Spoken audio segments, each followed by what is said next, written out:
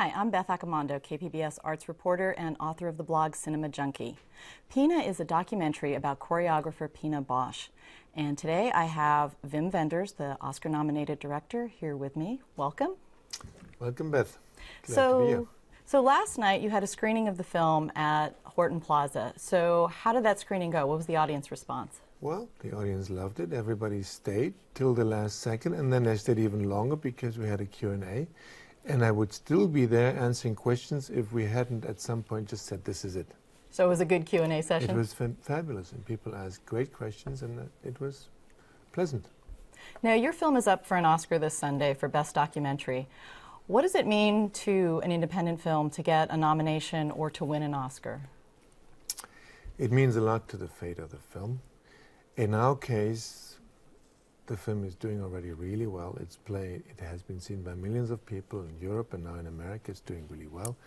It's playing all over the United States now, but still an Oscar would sort of give it another boost. But you never know. There's 5 of us. There's 5 worthy competitors. One of them will get the Oscar, only and the other 4. So chances are for everybody to be rather than the other 4. But a win could actually help your film in terms of DVD sales or keeping it longer in theaters? Oh yeah, it can. In the theaters that we came out in before Christmas, we're still playing. So Pina's doing very strong, and that's a great award in itself, reward in itself, but still, it'd be nice to win an Oscar. You don't have that chance too often in your life. It's only my second. Now, Pina began as a collaboration between you and choreographer Pina Bausch. So what happened after she passed away? How did that change the film that you wanted to make? We dreamt of this film for 20 years, so shortly before we were actually starting to shoot this together, she passed away. I was just so shocked, and it seemed so tragic that we were so close and had wasted all the time, so to speak. So I walked away from the movie. I thought, no more point to making this. It was going to be about Pina and with Pina. So I walked away, and there wouldn't be a movie if it wasn't for the dancers who didn't walk away, and they actually performed the night when they heard of her death, and a few weeks later decided to continue the company, and they all stayed, and that's why they started to rehearse the very pieces that Pina had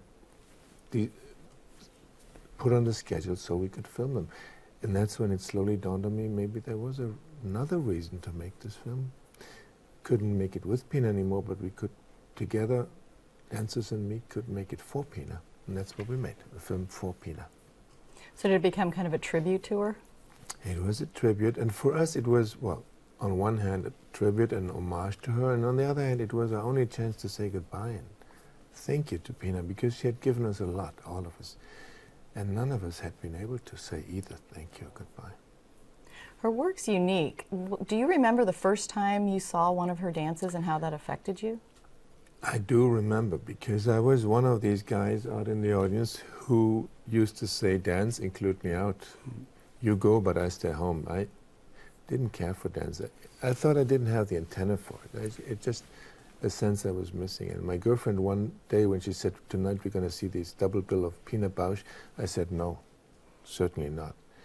And she basically twisted my arm, and I went along thinking it was going to be a boring night, and it was the night of my life.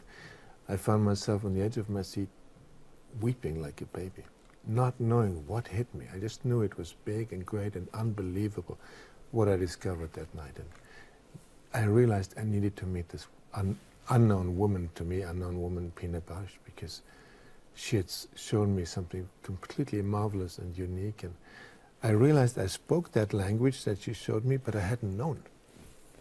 And how did you want to translate those dances to the screen? You used 3D for this documentary, which is not very common for a documentary. So how did you want to translate those dances to the screen? That's why it took so long, because I had suggested a film that we could do together in the first place, and then she picked up on it, and eventually she started pushing. Wim, we've been talking for years, let's do it. And then I realized I didn't really know how to film dance, and especially her kind of dance, which is very unusual and doesn't owe much to either modern dance or ballet. It's an own art form.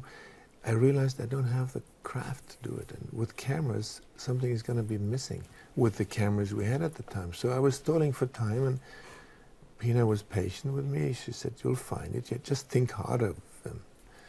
And one day I found it with a new tool, with a thing called 3D, and that finally enabled me to envision how to film dance properly in the dancer's own realm. And, I mean, their element is space, and finally I was able to join them in their own space and take the audience into their space. Do you have a favorite dance number that is in the film? I have a piece that is my favorite, which is the one that I discovered first. It's called Café Müller, and it's got these sleepwalkers on stage. And the stage is filled with chairs, and they would run into all of them and hurt themselves if there wasn't this one guy who was seeing and who manages to somehow always clear the path in front of them. And they really play this with closed eyes, and they would really hurt themselves if this guy wasn't on the money. It's exciting. It tells you it's 3 men and 3 women. And there's one piece, my introduction, I realized it told me more about men and women than the entire history of cinema before. Without a word, in 40 minutes, this woman knew something that I just couldn't grasp. And are you happy with the 3D results in the film? I'm very, very happy with it. I'm quite proud that, because in the beginning it was wishful thinking. I saw this new thing, 3D, and I realized its affinity to dance, and I realized dance and 3D, they could bring out the best in each other, but it was wishful thinking because I couldn't prove it. Nobody had ever done it. So I think from now on, I mean, I say that sort of immodestly, it'll be difficult to film dance any other way. Now, the 2 best-known documentaries, and I don't even know if there are any more, that have been shot in 3D is yours and Werner Herzog's Cave of Forgotten Dreams. Both of you guys come from the German New Wave. Is it a coincidence that the 2 of you were the only ones to try this in documentary? The 2 old German war horses, yeah, we didn't even know about each other. I had no idea Werner was doing his. He was doing his on quite short notice. I had, after all, prepared ours for two years. We found out that we both had made a 3D film when we were programmed on the same day at the Berlin Film Festival. That's when I realized, oh, Werner has made a 3D film too. We were happy about it. We laughed. One of the things that you did that was interesting is you kind of gave a nice spin to what are normally talking heads interviews, where you had the people on camera silent with what they were saying as kind of a voiceover. What made you do that, and what was your hope in filming them that way? I had promised to Pina, when we had sort of planned the film together, 2 rules. No interview, because she hated them, and no biography. So she didn't want this to be about her childhood and how she grew up and how she came to be a dancer. She just wanted it about the work. So when we made the film without her, I did stick to these rules. I didn't do a single interview. And then at some point I realized it would be nice to fill in a little bit more texture and feel a little bit more from the dancers, their relationship to her and about the work, because the work process was so special. And then I started to develop this idea that, well, no interviews, no, but maybe we could hear the dancers' thoughts. So it's not talking heads, it's thinking heads. Now, you move between documentary and fiction film. Do you approach each in a very different way, or are they kind of just the same to you in terms of your work ethic or work approach? They're amazingly different, and then all of a sudden you realize they're amazingly the same. For instance, maybe a documentary of mine that a few people have seen, Buena Vista Social Club.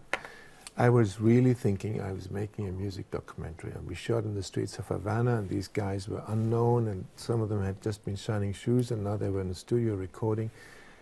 And then we were shooting in Amsterdam. They were giving their first concert, public concert, and they were all in their 80s. And before I knew it, another few months later, we were shooting with them in Carnegie Hall, and people stood on their seats, and they were like the Beatles. And I realized I wasn't making a music documentary. I was shooting a fairy tale, and it happened in front of my eyes. So the 2 sometimes go closely hand in hand, and a fiction can have a reality context, and some straight reality footage can have a fictional context. Well, I want to thank you very much for your time, and I wish you the best of luck with your Oscar nomination this Sunday. I think we need a little luck. Thank you. Thank you. Thanks a lot, Beth.